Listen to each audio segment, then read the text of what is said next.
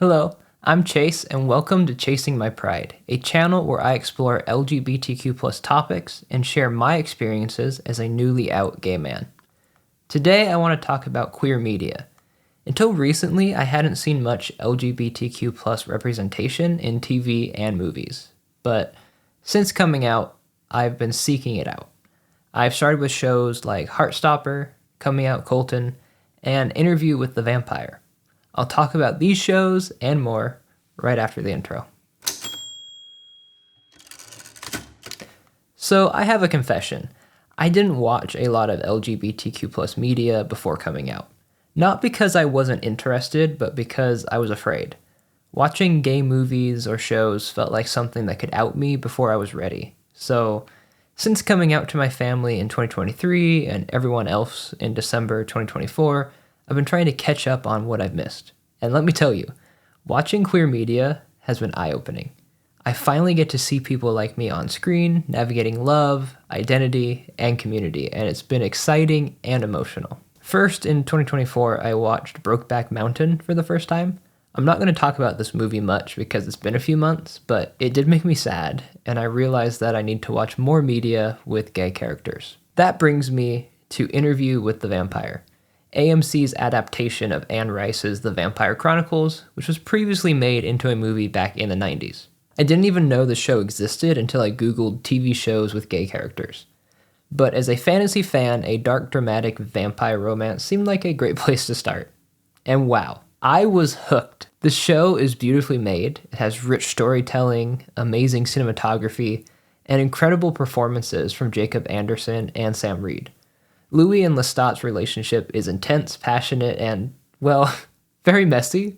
And a bit of a spoiler here, Louis and Armand's relationship in season 2 as well. There's a lot that you can say about, some of the plot and settings being representations of queerness and queer culture in itself under the guise of horror and vampirism, but I don't want to spend too much time on the show in the video because I obviously don't relate to the vampire drama, but I do appreciate how unapologetically queer it is. It was a great start to my deep dive into LGBTQ plus media. So after Interview with the Vampire, I wanted something more real, so I watched Out Colton, a Netflix docuseries about former Bachelor star Colton Underwood's coming out journey. I'll be honest, I had mixed feelings going in. I knew about the controversies surrounding Colton and his past actions, and I don't fully trust reality TV. However, I wanted to watch the show because I had already seen some clips of it online, like Colton coming out to his dad, and while many moments of the show like that one felt kind of scripted or rehearsed, others felt very genuine. I related to Colton in more ways than I expected watching the show. There's a moment in the Nashville episode where Colton struggles to navigate a queer party, and I felt that so much. As someone who also came out in their late 20s and isn't super familiar with queer culture and terms, seeing someone like Colton struggle through learning and interacting at a party made me feel seen. It actually gave me some reassurance that maybe it's okay that I hadn't figured everything out when I was younger, and that I'm lacking in gay experience and culture. Here's Colton, a reality TV celebrity, who's dealing with the same thing that I am. I wrote this in my journal on January 28th, 2025, while watching the show. I feel like I relate in some ways. He's so new to everything, and it reminds me of my current struggles with finding my type, understanding terms, and trying to get comfortable with my gayness. The show really resonated with me, and I felt kind of emotional while watching it. But it was also fun to see Gus Kenworthy there in a few episodes, trying to help Colton out, as I follow Gus on social media, so that was kind of a welcome surprise. I was like, oh hey, I recognize him. Immediately after finishing the show, I asked for recommendations for similar shows. Were there any other reality shows or documentaries like Out Colton? I didn't get any, so maybe there isn't. Let me know if that's true or not. But 3 people recommended Heartstopper to me. I had never heard of Heartstopper before doing my own research back in January of this year, and I had already considered watching it then, but I wasn't sure if I'd like it. A teen romance at 28, would I even relate to it? Yes, I absolutely did. I started watching it in February 2025, and I fell in love with the show immediately. Heartstopper is wholesome, uplifting, and full of queer representation. We have gay and lesbian characters, trans characters, a non-binary character, a bisexual character. There's asexual and aromantic characters. There's so much representation, more than I've ever seen in any media before. Heartstopper is a beautiful coming-of-age story. It started as a webcomic turned graphic novel by Alice Oseman. There is 3 seasons out, and I'll keep hoping for the 4th and final season along with everybody else. This is not a spoiler-free review or discussion. You've been warned. So the show follows Charlie Spring, an openly gay Year 10 student at Truham. He meets Nick Nelson, a Year 11 student who plays rugby, and he falls for him immediately.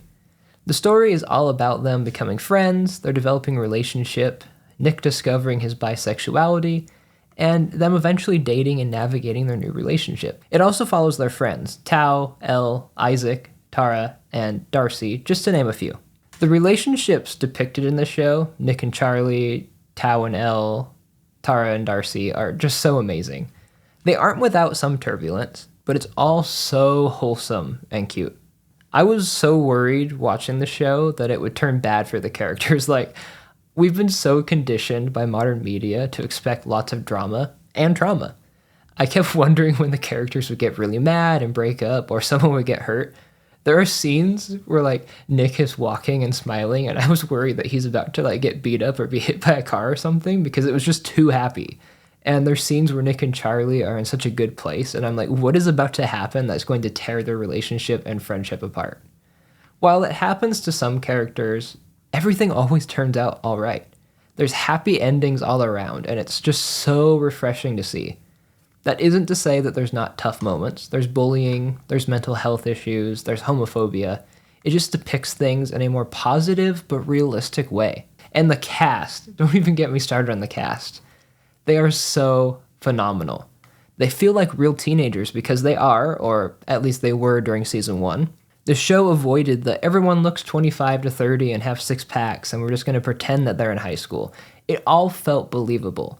And the chemistry, everyone has such good chemistry with each other. And I think a lot of that has to do with the fact that apparently the whole cast became so close during filming that the friend groups, they feel authentic and real because they basically are real by season 3. Their interviews promoting the show that I've watched, it just proves that they're all friends and have that same chemistry in real life. And I think that is part of what just makes this show so magical. The best moments are the ones that are the most emotional though.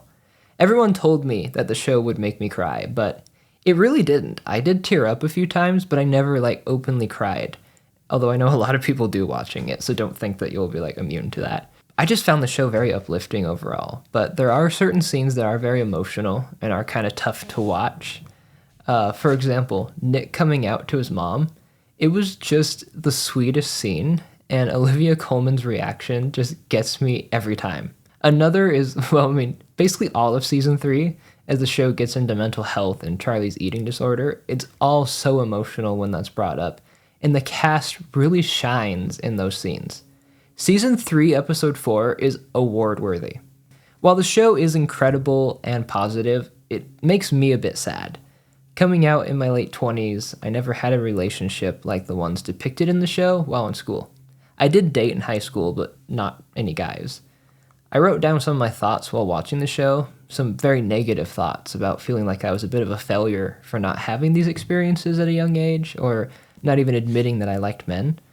And I bring this up because Mr. Farouk, a character who appears in seasons 2 and 3, while watching the show, you discover that he's gay, and like me, he didn't have those young experiences. He didn't come out until his late 20s, and I just relate so much to this, and I love that the story was included in the show. I think Alice knew some older viewers would have the same reaction that I did, and having someone that we can relate to and just acknowledging that this wasn't the experience for everyone was so nice to see. Heartstopper might be one of the best shows I've ever watched. I mean it. It's nothing like my other favorite shows. We're talking like Sons of Anarchy and Mayans MC and Twin Peaks. It's very different from those shows, but I love it so much. I've rewatched parts of it already, and I only started it 3 weeks ago. I only finished it on February 11th. That was 11 days ago as of filming this, and I just love it. I loved it so much that I bought all the graphic novels and the related novel and novella, and I've already read the first 2 volumes, and it's just as cute as the show. The graphic novels are pretty short. I mean, they're like 200, 300 pages, but you can read them in just a few minutes. It's really quick to get through them. So much like the show, so much was just put into the show, like almost word for word. So good. I am so glad that I decided to give this a try because it's just so wholesome. So these are the 3 most recent shows that I've watched, and I'm so glad that I did. I kind of wish I had filmed my reactions to Heartstopper because it was just the best. But I've never tried reactions to anything other than music, and even that I wasn't really sure what I was doing. So if there's something you're interested in me reacting to in the future, let me know. I'd have to figure out how to do all of that, but I'm willing to try, and I think it could be interesting. Also, let me know if there are any other shows or movies with great queer stories or representation that I should watch. Books as well, but my to-read pile is pretty big right now. All of this has really inspired me to double down on my efforts to write queer stories myself. My dream is to be a published author, and I'm currently writing 2 fantasy novels. Neither had queer characters at first. They were very much just inspired by your traditional fantasy stories, one of them being an epic, one of them being contemporary. But as I started to question my sexuality, and now that I am out, I've made sweeping changes to represent our community in my work. Anyway, thanks for watching. Let me know what videos you'd like me to make and what topics you'd like me to tackle. If you enjoyed this video, be sure to give it a like and subscribe to my channel for more LGBTQ+ content. I'll see you on the next video.